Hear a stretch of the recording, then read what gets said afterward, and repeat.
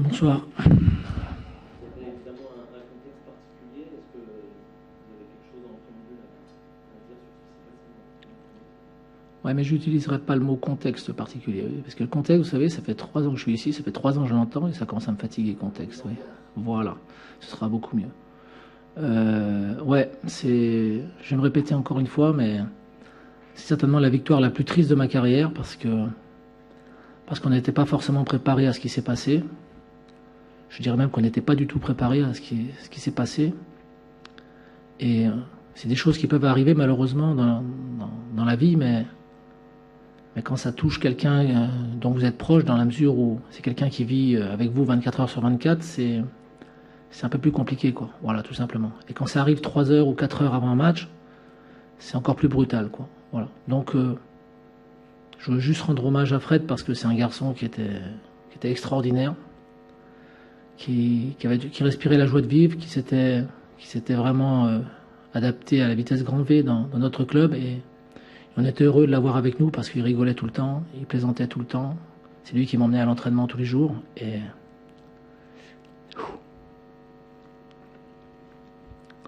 il est plus là. Voilà, c'est tout. Je suis désolé, mais c'est difficile de... C'était quelqu'un de bien, voilà. Donc je rends hommage à ce garçon et je présente mes condoléances à la famille parce que je pense qu'eux aussi n'étaient pas préparés à ça, et ça fait très très mal. Voilà. Les beaux joueurs ont répondu parfaitement sur le terrain. Ouais. Ils ont fait honneur en gagnant ce soir aussi. Oui.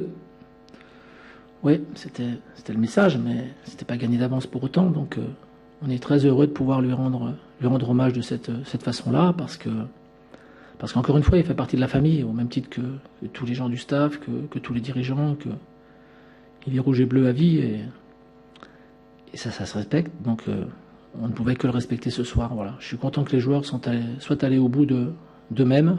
On a vu la fin, c'était très compliqué, et qui lui a rendu le meilleur des hommages. Voilà, tout simplement.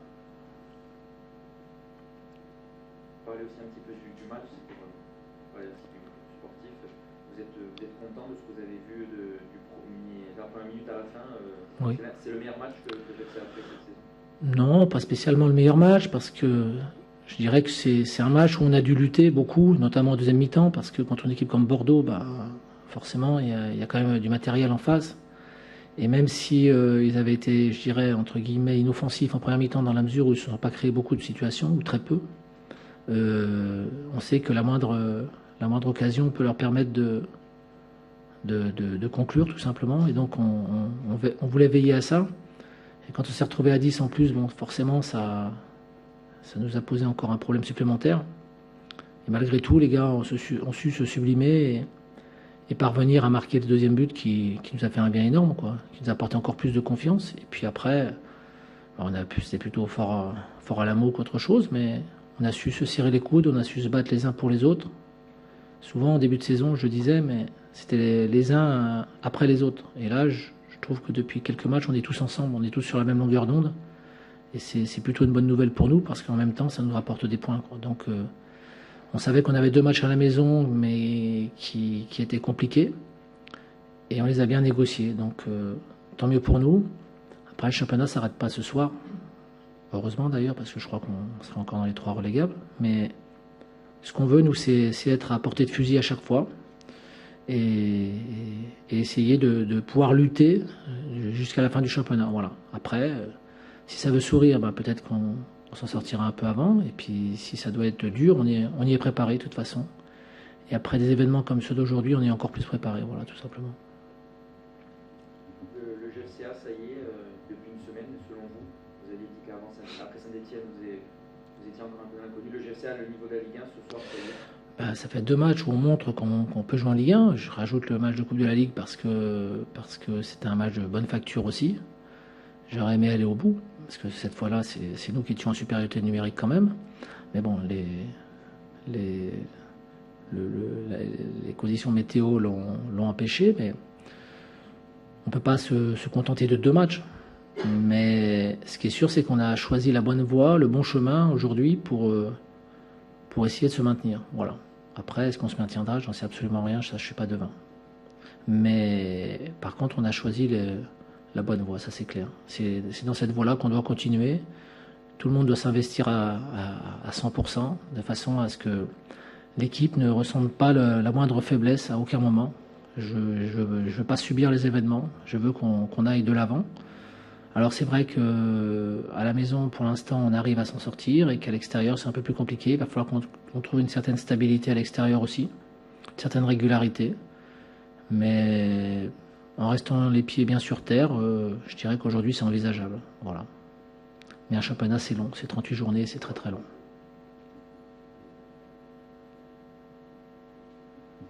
C'est bon ? Bonne soirée.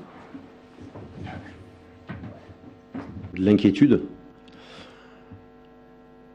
De l'inquiétude parce qu'à défaut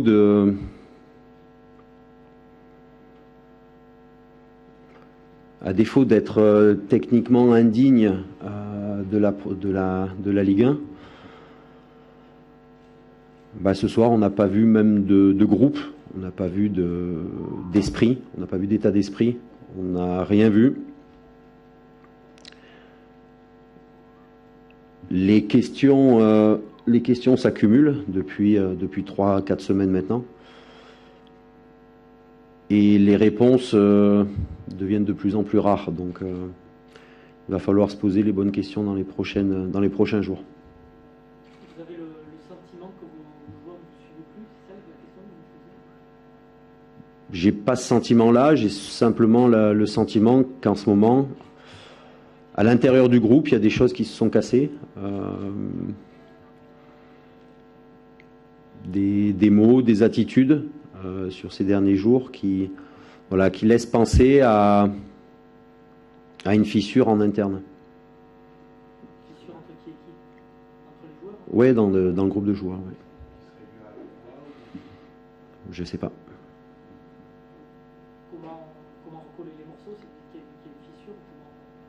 Comment essayer de... Je crois qu'on est plus actuellement dans un problème de valeurs. Quelles sont les valeurs ? Quelles sont nos valeurs ? Et qu'a-t-on envie de donner pour l'autre ? Et aujourd'hui, la réponse est strictement rien du tout. Vous avez essayé plusieurs formules, d'un match à l'autre, dans le même match. On a l'impression que vous ne trouvez pas la solution. C'est plus une question de formule, d'animation ou de système au jour d'aujourd'hui. Tout ce qui faisait la force de cette équipe en août et en septembre a complètement disparu sur ce mois d'octobre. Voilà. La première mi-temps de votre équipe, offensivement, il ne se passe pas grand-chose. Est-ce que par contre, en deuxième période, on a peut-être le sentiment que ça reprend un petit peu mieux? Vous avez eu cette impression-là ou pas? Ouais, pendant 10-15 minutes. C'est tout. On voit parfois l'absence dans le groupe de je parlais au jour d'Aboya, de leader. Est-ce que aussi c'est ce qui manque, un relais, un cadre un peu... Je crois que des relais, ça fait un moment qu'il n'y en a plus aux Girondins. C'est pas d'aujourd'hui. Les derniers, je dirais les derniers dinosaures comme Enrique, comme Fernando Menegazzo, depuis que ces joueurs-là sont partis, l'équipe où ils souffrent d'un manque de leader.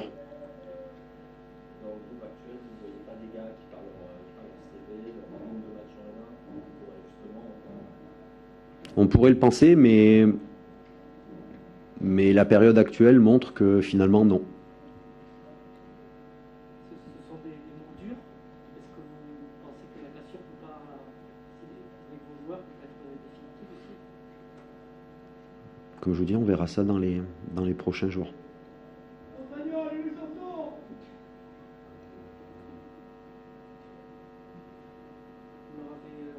exprimé ça dans le vestiaire, dans le Non. Non, je crois qu'il est... Autant on peut essayer de remobiliser un groupe à la mi-temps d'un match, autant après un match de toute façon. Ça ne sert pas à grand-chose. Dans l'absolu, on est toujours... il y a beaucoup de tension, il y a beaucoup d'émotions après des matchs, donc souvent on dit des âneries. Donc on va laisser passer la nuit et je pense que demain matin, il y aura une franche et longue discussion et savoir simplement où les joueurs veulent aller. Est-ce que vous allez leur poser la question de confiance? Ben, c'est une question qui va se poser, oui.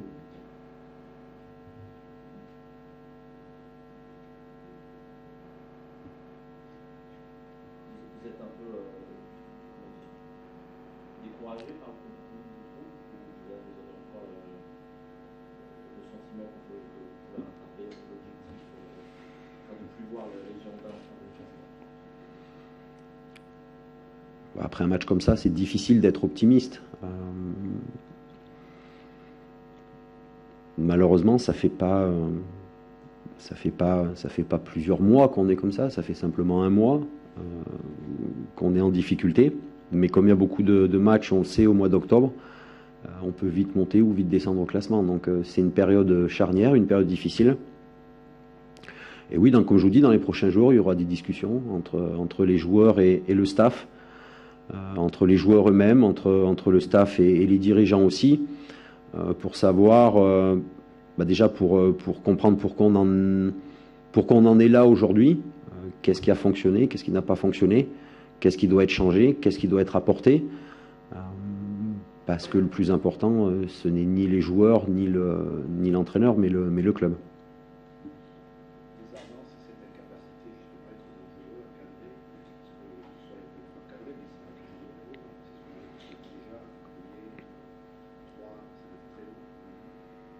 Oui. Au-delà, la problématique technique, elle est récurrente depuis quelques semaines. Techniquement, on est beaucoup trop faible, mais en plus, quand vous n'y mettez pas l'état d'esprit, parfois il serait peut-être mieux même de déclarer forfait.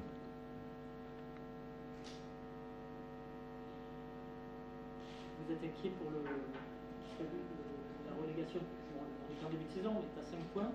Vous regardez plus derrière maintenant, vu le niveau de jeu? Je dirais qu'on va regarder qu'une chose, c'est le match qui arrive. L'avenir dans le football, ça a toujours été ainsi. L'avenir est toujours incertain pour les grands clubs, pour les petits clubs, pour les grandes équipes, pour les petites équipes, pour les grands hommes, pour les petits hommes. Ça a toujours été ainsi. Et aujourd'hui, la seule chose qui peut nous sauver, c'est le travail, tout simplement. C'est pas une valeur, je dirais, bafouée. C'est pas une valeur bateau, mais le travail, il n'y a que ça.